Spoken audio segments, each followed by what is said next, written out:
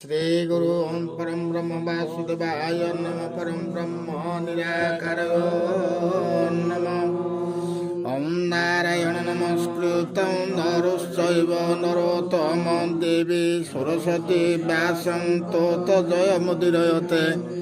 मुख करन्ति भाषाण पंगु लंघयते गिरि यत्कृपातमः वन्दे परमानन्द माधव। निगमं कल्पतगलितं विवितं फलशाखा अमृत दर्भ संयुतं पिबत भागवत रसामालय मुहुरः रसिका भविभावका जना। नाहन्ति स्नामि वैकुण्ठे योगिना हृदयेन च मो भक्त यत्र गायन्ति तत्र तिष्ठामि नारद। श्री वैकुंठ स्थान प्रभुंकर नाम श्रवण कीर्तन की पवित्र नाम। श्रवण कीर्तन कर पिले प्रभुंकर नाम देहरु आमर सबु रोग व्याधि इत्यादि समस्त कटिजीव प्रभु। हाँ बा श्री गुरु परम ब्रह्म निराकार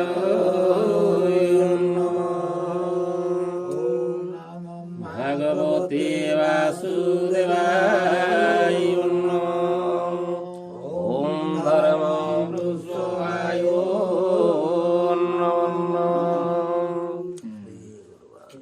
आज प्रथम स्कंद षष्ठ अध्याय श्री सुत्त उवाच।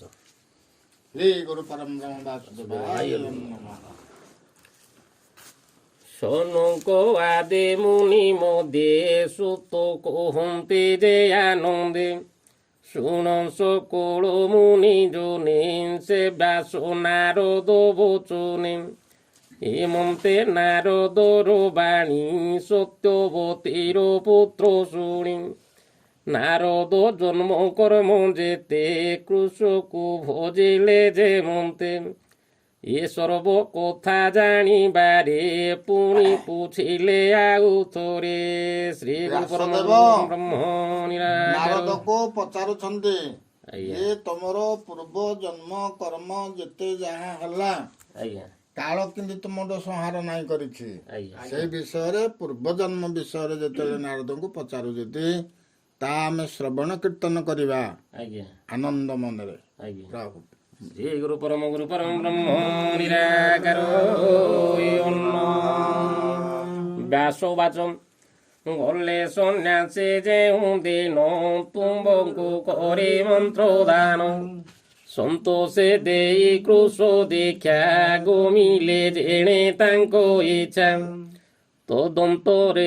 तदनन्तरे कले किशो तुम्बे जे अल्प बयस जन्म सर्जना प्रजापति बालक कालु जे भकति करी बंचन्ते प्राणी सर्वे तुम्बे बंचिल केउ भावे काल प्रवेश मुनि बोरो केने छाड़िले कोले बोरो पूर्व कल्पर जे विचारो कि रूपे हेलो जाति स्मरु तुम्बर देहु ज्ञान अन्ते काल न रहिला के मन्ते हेमंते व्यास मुखु शुणी ब्रह्मानंदन वाक्य भणी। श्री गुरु परम ब्रह्म नारद को पचारिले तुमे तो देह छाड़िल ए समस्त तो काल चेता नहीं जाउछि काहारी चेता रही पूर्व जन्मर कथा कहि पार नांती तुमे किपरि पूर्व जन्मर कथा तुम पाखे रहिला काल तुमर निग्रासन करिछि से विषय आज नारद व्याख्या करुछन्ति व्यास आगरे। अच्छा श्री गुरु परम ब्रह्म निराकार नारद वाच शुण हे मुनि शुद्ध चेता जे जन्म कर्मर वारता मोते परम ज्ञान देई विप्र जे गले पथ बाही मु पुणी प्रथम बयसे मुनि जनक उपदेशे दिन बंचई माता कोळे मन मोथाए तांको मेळे मोर जननी विप्र गोरे सेवकी पुणी दिन होरे ଏକୋଇ ପୁତ୍ର ତାର ମୁଇଁ ସେ ମୋତେ ଦଣ୍ଡେ ନ ଛାଡ଼ଇ ସ୍ନେହ ପୋଷଇ ଦିତି ନୀତି ମୋତ ନାହିଁ ଅନ୍ୟ ଗତି ସେ ବଇ ବିପ୍ର ଘରେ ମୋତେ ନ ଚାହେଁ ଆତ୍ମାର ଆୟତେ ମୋର ନିର୍ମିତେ ଭିକ୍ଷା ଅନ୍ନ ବହୁତ କଳ୍ପେ ତାର ମନ ଅନ୍ନ ବାସେ ପାଇବ କାହିଁ ବ୍ରାହ୍ମଣ ଘରେ ଯେ ମିଳଇ ମୋର ଭୁଞ୍ଜିଲା ଅବଶେଷ ମୋର ଜନନୀ କରେ ଗ୍ରାସ। ନାରଦ କହୁଛନ୍ତି ଯେ ଆମର ତ ଅନ୍ନ ନାହିଁ।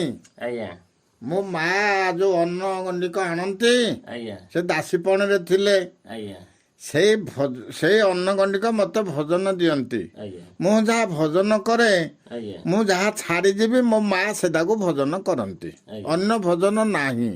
ଆଜ୍ଞା ଏଇ ସବୁ ପ୍ରକାର ନାରଦ କହୁଛନ୍ତି। କାହାକୁ କହିଲେ? ବ୍ୟାସଦେବଙ୍କୁ କହିଲେ। ଆଜ୍ଞା। ଆଚ୍ଛା ଆଜି ଆମେ ପବିତ୍ର ମନରେ ସମସ୍ତେ ଶ୍ରବଣ କୀର୍ତ୍ତନ କର।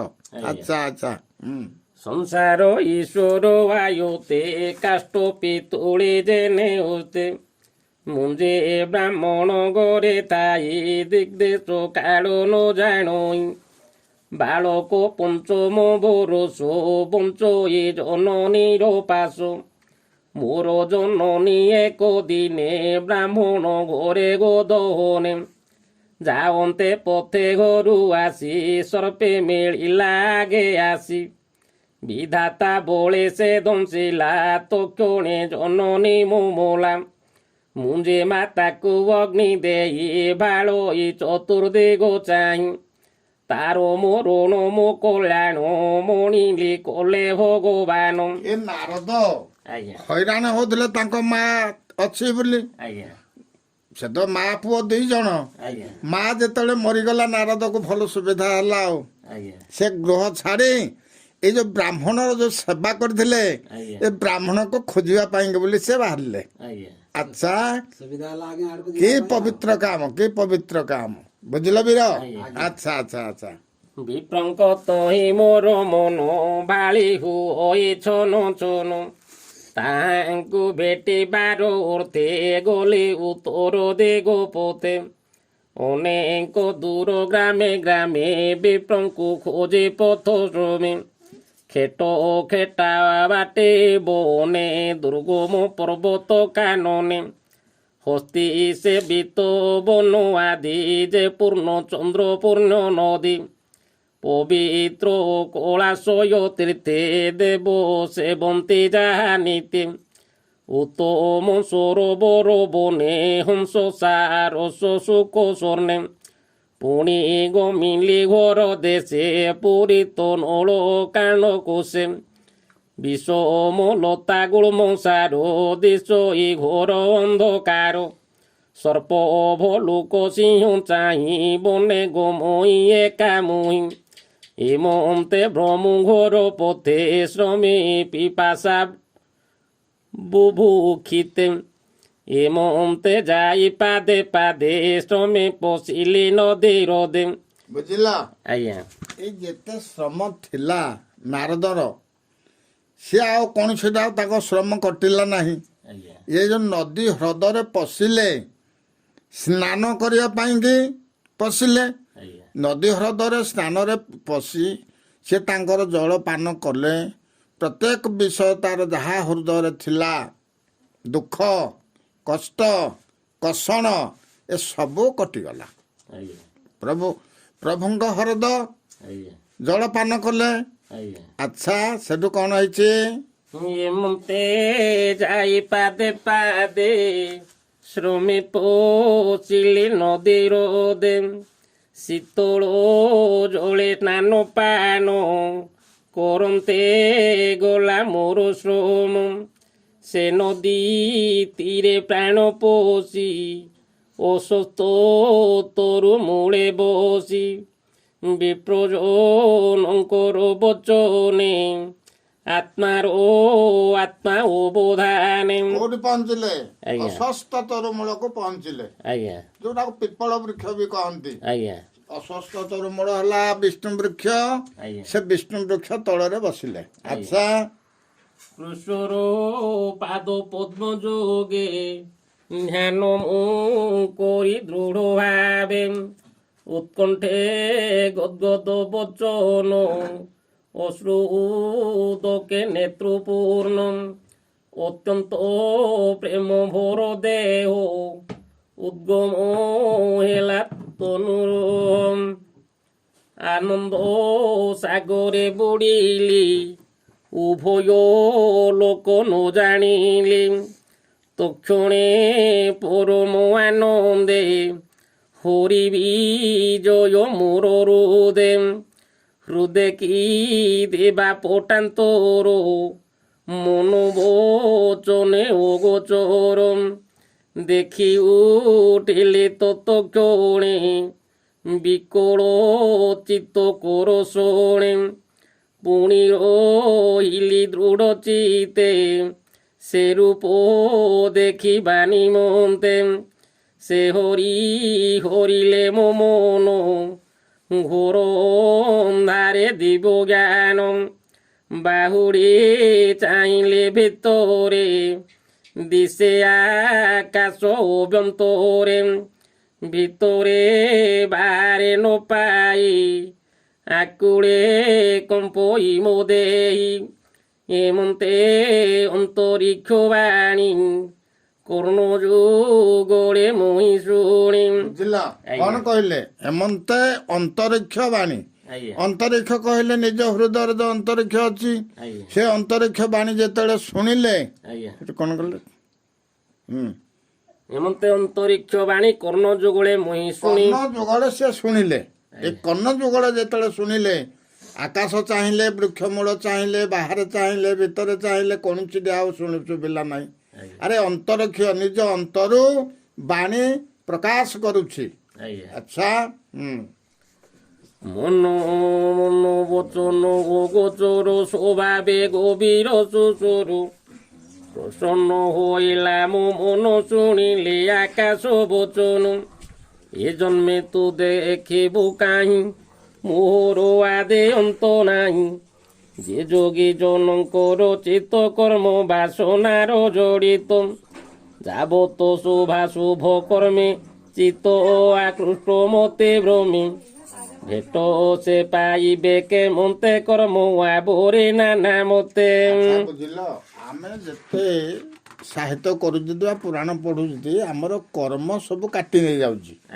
କର୍ମର ଆୟତରେ ଆମେ ସବୁବେଳେ ରହିବା ଦ୍ୱାରା ଆମେ ଆଉ ପ୍ରଭୁଙ୍କୁ ଜାଣିପାରୁନାହାନ୍ତି ଆମ ସମସ୍ତ ଘଟରେ ପ୍ରଭୁ ଅଛି ବୁଝିଲ ମନୁଷ୍ୟ ଦେହେ ଦିବ୍ୟ ଜ୍ଞାନ ଦେଖି ସନ୍ତୋଷ ଭଗବାନ ମନୁଷ୍ୟ ଯଦି ନିଜକୁ ନିଜେ ଯଦି ଜ୍ଞାନ କଲା ତାହେଲେ ଜାଣିପାରିଲା ଆଉ କଣ ଆଚ୍ଛା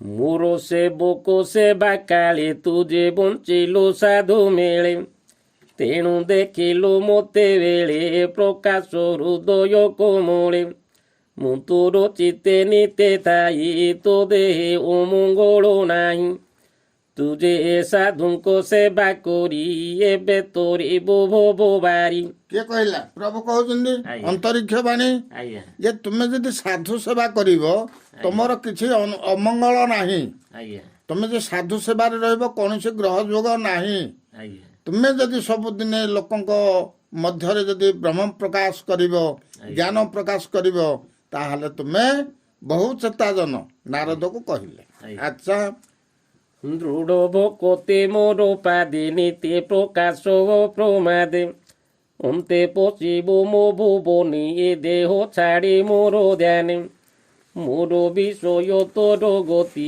କେବେ ହୀନ ଭୋଜ ଦୁର୍ଗତି ସୃଷ୍ଟି ପ୍ରଳୟ ବାଧା ଯେତେ କେବେ ହୀନ ଲାଗଇ ତୋତେ ମୋ ଅନୁଗ୍ରহে ହେଉ ଜ୍ଞାନ ଏମନ୍ତ ଆକାଶ ବଚନ ସ୍ୱଭାବେ ବାଣୀ ଅନ୍ତରିକ୍ଷେ କେ ତାହା ଦେଖିବ ପ୍ରତ୍ୟକ୍ଷେ ଆକାଶ କହିଲେ ଆମେ ଆଉ ଜାଣିପାରୁନାହାନ୍ତି ଆକାଶ କହିଲେ ଶୂନ୍ୟ ଶୂନ୍ୟ ମହାଶୂନ୍ୟ ଆକାଶକୁ ଆମେ ସମସ୍ତେ କହୁଛନ୍ତି ଆମର ଆକାଶ କହିଲେ ମସ୍ତକ ଦେଶ ହଉଛି ଆକାଶ ଏଇ ମସ୍ତକ ଦେଶରୁ ଯେତେବେଳେ ଆମ ଶ୍ରବଣରେ ଉଦୟ ହଉଛି ଶ୍ରବଣ କୀର୍ତ୍ତନ ହଉଛି ଆମର ସବୁ କଥା ଜଣା ପଡୁଛି ଆମ ଦେହରେ ଅମଙ୍ଗଳ ରହିବ ନାହିଁ ବୋଲି ପ୍ରଭୁ କହିଲେ ଯିଏ ନିତ୍ୟ ନିତ୍ୟ ଭାଗବତ ଶୁଣୁଛି ତା ଦେହରେ ଅମଙ୍ଗଳ ନାହିଁ ନିର୍ମଳ ଶରୀର। ଆଚ୍ଛା, ସ୍ୱଭାବେ ରୂପ ଯାର ନାହିଁ, ସ୍ୱଭାବେ ରୂପ ନାହିଁ ଯାର, ମୋହା ମହିମା ନିର୍ବିକାର। ସେ ବାକ୍ୟ ଶୁଣି ଚିତ୍ତ ସ୍ଥିରେ, ପ୍ରଣାମ କଲି ତୋପୟରେ। ଭାବେ ହୋଇଲି କୃତ କୃତ, ଶୁଣ ଏ ସତ୍ୟବତୀ ସୁତ। ସେ ବିନୁ ଅଜାଣୟନୁ, ମୋ ସର୍ବଗତି ଭଗବାନ। ମାନେ ପ୍ରଭୁଙ୍କ ବ୍ୟତୀତ ଅନ୍ୟ ତାଙ୍କ ହୃଦୟରେ ନାହିଁ। ସେ ସବୁବେଳେ ପ୍ରଭୁଙ୍କର ନାମ ନାରାୟଣ ନାରାୟଣ ନାରାୟଣ। ନାରଦ ଯୁଆଡ କଲେ ସେ ସବୁବେଳେ ନାରାୟଣଙ୍କର ନାମ ରଟୁଥାନ୍ତି। ଏଣୁ ତାଙ୍କ ଦେହରେ ଅମଙ୍ଗଳ ରହେ ନାହିଁ। ଆମେ ଯଦି ସେ ନାରଦ ଭେଳା ଯଦି ସବୁବେଳେ ବିଷ୍ଣୁ ନାମ ଗାୟନ କରିବା ତାହେଲେ ଆମ ଦେହରେ ବି ଅମଙ୍ଗଳ ରହିବ ନାହିଁ। ଆଚ୍ଛା, ହେଲା ଯୋ ସର୍ବପରି ହରି, ଭୋଜେ ଗୋବିନ୍ଦ ନାମ ଧରି। ଅନନ୍ତ ଗୁଣ ତାର ଯେତେ, ଚିତ୍ତେ ସୁମରି ଅବିରତେ। ପୃଥିବୀ କରି ପର୍ଯ୍ୟଟନ, ବିଗତ ରାଗ ତୁଷ୍ଟ ମନ। ଏମନ୍ତେ ଭ୍ରମି ଅନୁଦିନ, ନିର୍ମଳ ହୋଇଲା ମୋ ମନ। ମରଣ ସମୟ ନିୟତ, କାଳ ହୋଇଲା ଉପଗତ। ସଂଶୟ ସ୍ଥିର ମୋର ମନେ, ବିଜୁଳି ଯେନେ ନୀଳ ଘନେ। ଦିବ୍ୟ ଶରୀର ମୁହିଁ ଦେଖି, ତକ୍ଷଣେ ଶରୀର ଉପେକ୍ଷି। ଯେତେବେଳେ କଳା ମେଘ ଉଠେ ସେତେବେଳେ ସମୟରେ ବିଜୁଳି ମାରେ। ବିଜୁଳି ଯେତେବେଳେ ଚିଲ କରେ ସେଇ ହିସାବରେ ତା ହୃଦୟରେ ବିଷ୍ଣୁ ମହିମା ପ୍ରଚଳିତ କରୁଛି।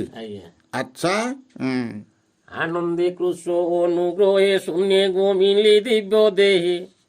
କଳ୍ପାନ୍ତେ ଦିନ ପ୍ରଳୟରେ, ତ୍ରୁଟି ଦେଖିଣ ଉଦରେ। କ୍ଷୀର ଜଳଧି ମଧ୍ୟ ସ୍ଥିତ, ଅନନ୍ତ ଶୟନେ ଅନନ୍ତ।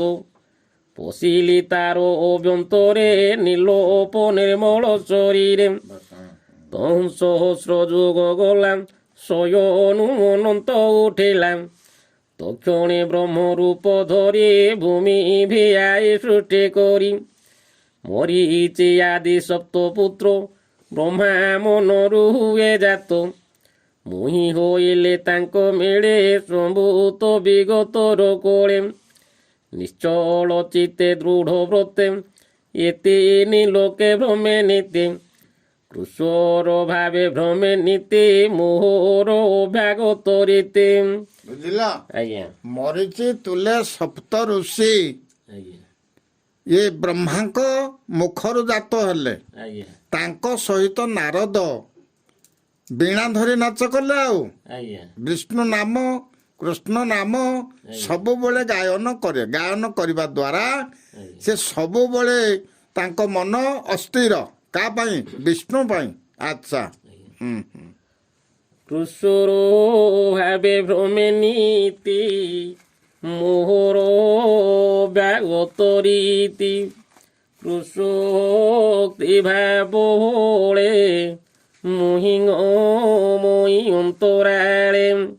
ଦେବଙ୍କ ମଧ୍ୟରେ ମୁହିଁ ଥାଇ, ନୃତ୍ୟ କରଇ କୃଷ୍ଣ ଗାଇ। ଶୁଣି ସନ୍ତୋଷ ମୋର ବାଣୀ, ବୀଣା ଗୋଟିଏ ଦେଲେ ଆଣି। ଗାନ୍ଧାର ରାଗେ ବିଭୂଷଣା, ଶ୍ୟାମରୁ ନାଦ ତିନି ଗୁଣା। ଶୁଭେ ମୂର୍ଚ୍ଛିତ ନାଦ ବାଣୀ, ଆନନ୍ଦେ କୃଷ୍ଣ ନାମ ଶୁଣି। ନିରତେ ଭ୍ରମଇ ଜଗତେ, ଶୁଣ କହିବା ଯେତେ। ହରିର ଭୟ ଚରଣ, ଅଶେଷ ତୀର୍ଥର କାରଣ। ଆରେ ହରି କହିଲେ କେହି ଜାଣିପାରୁନାହାନ୍ତି। ବୁଝିଲେ ପିଲେ? ହରି କହିଲେ ନର ନାରାୟଣ ବୋଲି ଆମର ସବୁବେଳେ ପରୀକ୍ଷା ଦିଆହେଇଛି। ନର ନାରାୟଣ, କିନ୍ତୁ ତାଙ୍କ ହୃଦୟରେ ନାରଦ ହୃଦୟରେ ନାରାୟଣ ଅଛନ୍ତି ବା ଅନେକ ଜୀବ ଶରୀରରେ ନାରାୟଣ ଅଛନ୍ତି। ବ୍ରହ୍ମରୁ କୀଟ ପର୍ଯ୍ୟନ୍ତ ପ୍ରାଣୀ ମାନଙ୍କ ହୃଦଗତେ ସମସ୍ତଙ୍କ ହୃଦୟରେ ନାରାୟଣ ଅଛନ୍ତି। ଆଉ ଲୋକେ ଜାଣିପାରିଲେ ନାହିଁ, ସେ ନାନା ପ୍ରକାର ତୀର୍ଥ କଲେ।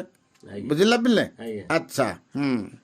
ସେ ପଦ କଲେ ସୁମରଣ ଶୀଘ୍ରେ ମୋ ଚିତ୍ତେ ନାରାୟଣ ଆଦିତ୍ୟ ତେଜ ପ୍ରାୟ ଦିଶେ ଅଜ୍ଞାନ ତମ ବେগে ନାଶେ ଏ ହରି ଚରଣ ଗୁଣ ଭୂମୁନି ସାବଧାନେ ଶୁଣ ଭବ ସାଗରେ ଯେତେ ନରେ ଆରତ ଚିତ୍ତେ ଅଭ୍ୟନ୍ତরে বিষয়র সে সুযন্ত্রিত কেবে নুহে সুধচিত। ବୁଝିଲ ପିଲେ? ଆଜ୍ଞା ଆମର ବିଷୟା କର୍ମ ବିଷୟରେ ଆମେ ସବୁବେଳେ ଅଛନ୍ତି ବୋଲି ଆମ ହୃଦୟ କେବେ ସୁଯନ୍ତ୍ରିତ ହେଇପାରୁନାହିଁ। ଆମେ ବୁଝିପାରୁନାହାନ୍ତି ନା, ଜୀବ ନାରାୟଣ ବୋଲି ବୁଝିପାରିଲେ ନାହିଁ, ସେଥିପାଇଁ ଆମ ଦେହ ଆମର ସୁଯନ୍ତ୍ରିତ ନାହିଁ ହେଇପାରେ। ଆଉ କ'ଣ? ଆଚ୍ଛା। ଇଛନ୍ତି ଭବ ସିନ୍ଧୁ ଗର୍ଭେ ସେ ନର କେମନ୍ତେ ତରିବେ କୃଷ୍ଣର ଗୁଣ ଗାଥା ଘୋଷି ଆନନ୍ଦ ଭାବେ ଯେହୁ ରସି ହେଳେ ତୋରନ୍ତି ଗୁଣ ଗାଇ ଅନ୍ୟଥା ସୁଖ ଲେଶ ନାହିଁ। କି ପବିତ୍ର ନାମ, ବୁଝିଲ? କୃଷ୍ଣ ନାମ ଗାୟନ କଲେ ହେଳେ ତରନ୍ତି ଭବବାରୀ। କୃଷ୍ଣଙ୍କ ନାମ କେତେ ପବିତ୍ର ଅଛି। ଏଇ ପବିତ୍ର ନାମକୁ ଆମେ ଯଦି ଗୃହରେ ଯଦି ସମସ୍ତେ ଯଦି ଆମେ ଗାୟନ କରିବା, ଲୋକଙ୍କୁ ବୁଝେଇବା, ଲୋକଙ୍କୁ କହିବା କୃଷ୍ଣ ନାମ, ତାହେଲେ ଆମ ଦେହ ପବିତ୍ର ବା ଯିଏ ଶୁଣିବ ସିଏ ବି ପବିତ୍ର। ଆଚ୍ଛା। যম নিয়ম যোগ পথে জনয় যে নর সাধে অবিরতে ইমান পাইব সে কাহি যেবে গোবিন্দে ভাব ନାହିଁ। ଆରେ ଯମ ନିୟମ କେତେଟା ଜିନିଷରେ ରହିଲା। ଯମ ନିୟମ କାର୍ଯ୍ୟକ୍ରମ ଗୁଡାକ ଯେତେ ଆମ ପୃଥିବୀରେ ଭରାପୂର୍ଣ୍ଣ ଅଛି, ବୁଝିଲେ ତ? ଗୋଟେ ବେକରେ ମାଳ ଲଗେଇଲେ ଯମ ନିୟମ, ଗୋଟେ ଟୀକା ଲଗେଇଲେ ସେ ଯମ ନିୟମ, ଗୋଟେ ପଇତା ଲଗେଇଲେ ସିଏ ଯମ ନିୟମ। ଏ ଅନେକ ପ୍ରକାର ଯେତେ ଯମ ନିୟମ ଅଛି, ସେ ଯମ ନିୟମର ସମସ୍ତେ ପାଳନ କରୁଛନ୍ତି। ଆଉ ନିର୍ମଳ ଶରୀର ହେଇକିରି କେହି ପାଳନ କରୁନାହାନ୍ତି, ସେଥିପାଇଁ ଚେତା ନାହିଁ। ଆଉ କ'ଣ ବୁଝିପାରୁଛ? ଆଚ୍ଛା, ବୁଝିପାରୁଛ? ଶୁଣ ହେ ସତ୍ୟବତୀ ସୁତ ଯେ ପୂର୍ବେ ମୋହର ଚରିତ ମୋ ଜନ୍ମ କର୍ମ ସଙ୍ଗେ ଯେତେ কহিলি তুম্বর গ্রতে কহি দাস জগন্নাথ প্রথম স্কন্ধে ভাগবত ইদে শ্রীমদ ভাগবতে মহাপুরাণে পারমঞ্চা সহিতয়ম বয়াসিকা প্রথম স্কন্ধে ব্যাস নারদ সংবাদে নাম ষষ্ঠ অধ্যায়। শ্রী অমৃত নাম প্রভু, কি ଅମୃତବାନ ନାମ। କର୍ଣ୍ଣରେ ଆମର ପବିତ୍ର ହେଉଛି କୃଷ୍ଣଙ୍କ ନାମ ଶୁଣି। ବୁଝିଲ ପିଲେ? ଆମେ ସମସ୍ତେ ଚେଷ୍ଟା କରିବା ବିଷ୍ଣୁ ନାମ କୃଷ୍ଣ ନାମ ସବୁବେଳେ ଗାୟନ କଲେ ଆମ ଦେହରୁ ପାପ କଟିବ। ନିର୍ମଳ